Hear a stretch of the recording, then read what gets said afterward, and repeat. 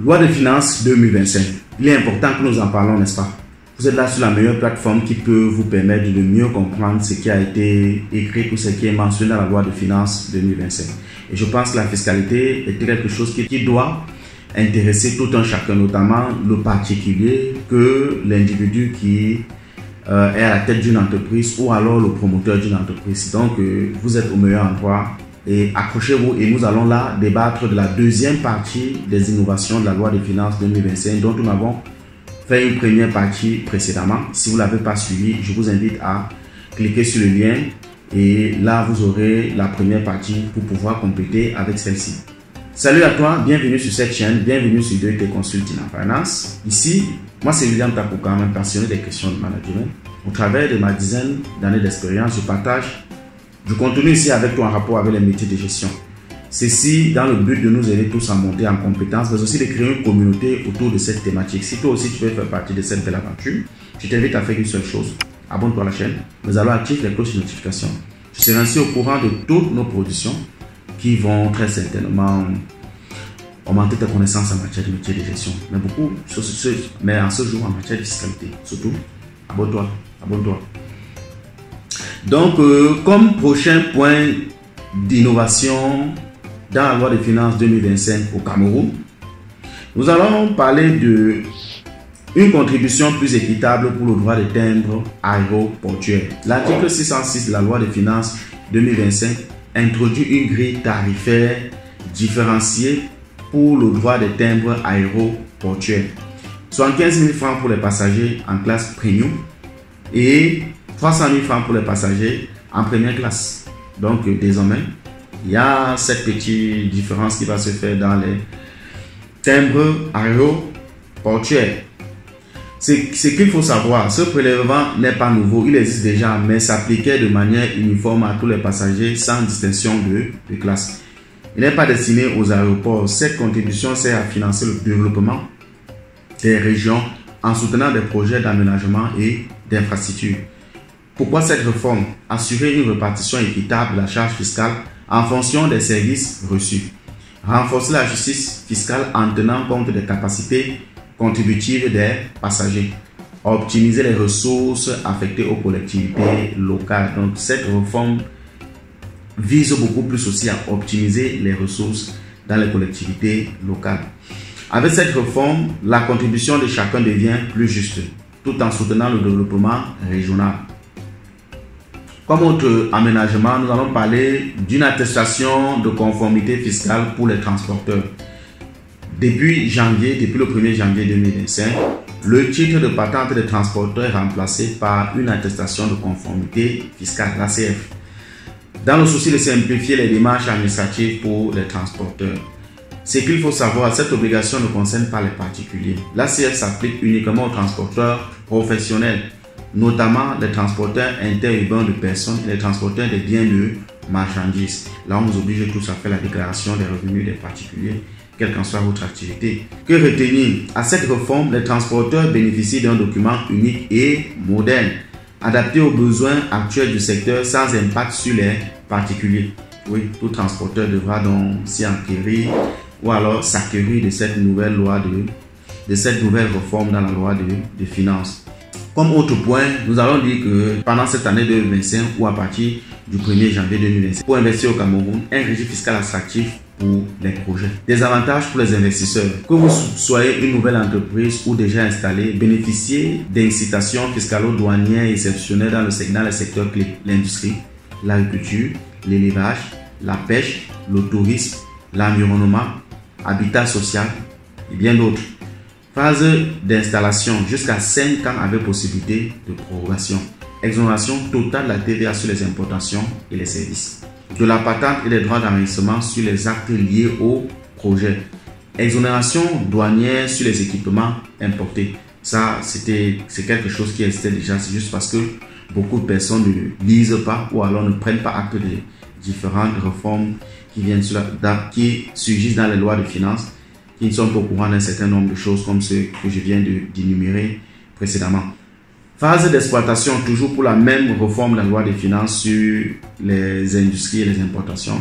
Phase d'exploitation jusqu'à 10 ans. Réduction d'impôts sur les bénéfices et sur les dividendes de 25 à 75%. Report des déficits jusqu'à 5 ans. Taux réduit des droits de douane de 5% sur les équipements importés. Ça, c'est pour les investisseurs. Cette loi vous conseille d'écouter correctement. Exonération ou enregistrement gratis des actes liés au projet. Très intéressant. Pour les entreprises existantes, jusqu'à 5 ans. À quoi s'attendre? Réduction d'IS proportionnelle aux investissements. Taux douanier réduit à 5% sur les équipements. Très intéressant pour les entreprises déjà existantes depuis janvier 2025. Tous les entrepreneurs, je pense que vous devez maîtriser ou alors vous devez comprendre tous les contours de cette loi.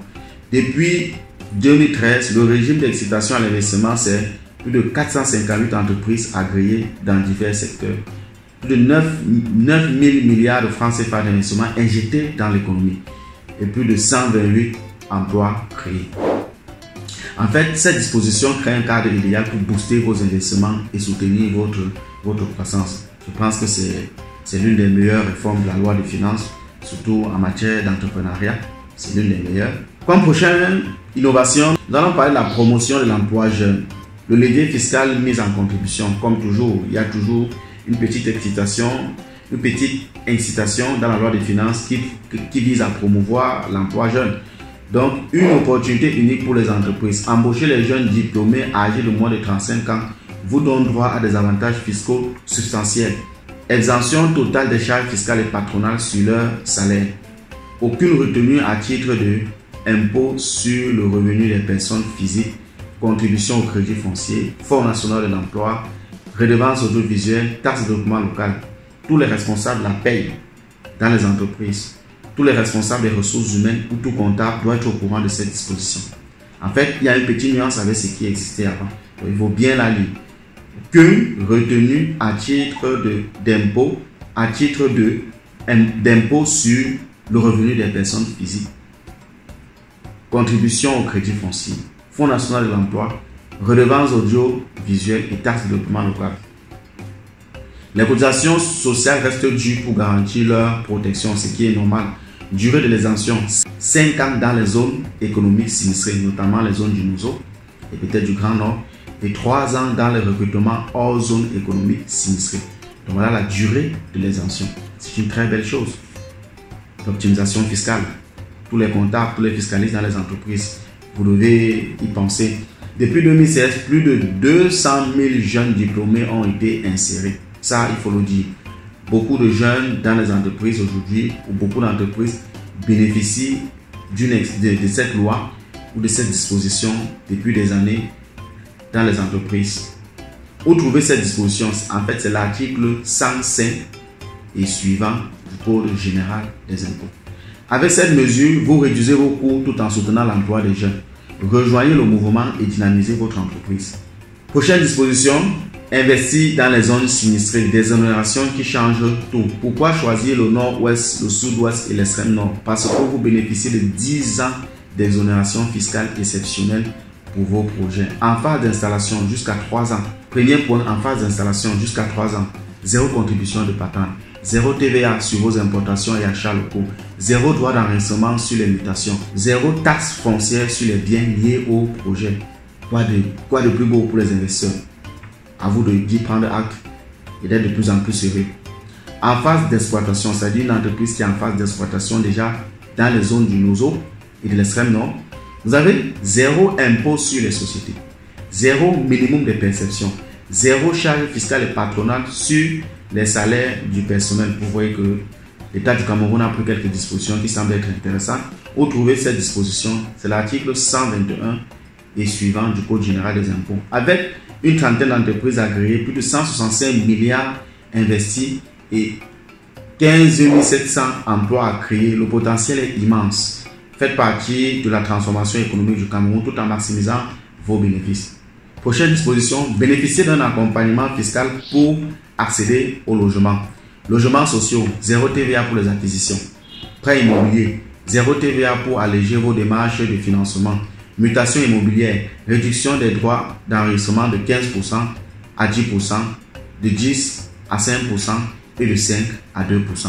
Plus-value immobilière, un taux réduit de 5% au lieu de 10% pour toutes les transactions réalisées par voie traçable dans la plus-value immobilière. Avec ces mesures, l'État agit pour rendre les logements plus abordables et encourager des pratiques transparentes. Construisons ensemble un avenir, à chacun de trouver sa place dans le game, bien sûr.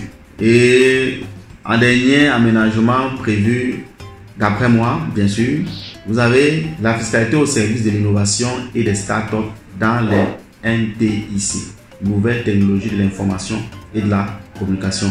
Un accompagnement fiscal unique pour stimuler vos projets numériques. Phase d'incubation des startups, zéro charge fiscale. Exemption totale d'impôts et taxes. Concentrez-vous sur le développement de vos projets. Un environnement idéal pour développer vos projets sans contrainte. Après l'incubation, dès que vous avez incubé votre startup, vous avez un régime ultra avantageux. L'impôt sur le revenu des capitaux mobiliers réduit à 10% pour maximiser vos revenus. L'exonération des charges fiscales et patronales pour alléger vos coûts. 50% d'abattement sur l'impôt sur les sociétés IS pour stimuler votre croissance. Avec ce dispositif, l'État fait des nouvelles technologies de l'information et de la communication une priorité stratégique. Développez votre potentiel et devenez acteur du numérique de demain. Voilà point C dit les nouvelles aménagements de la loi de finances 2025. Je vous invite à suivre les vidéos qui vont arriver, qui vont nous parler de ce qui change au travers de la loi de finances 2025 dans les collectivités communales et régionales. Donc, qui parle de communauté, qui parle de fiscalité communale et régionale, parle de fiscalité locale. Suivez-nous dans la prochaine vidéo. Vous allez apprendre de très belles choses. Merci.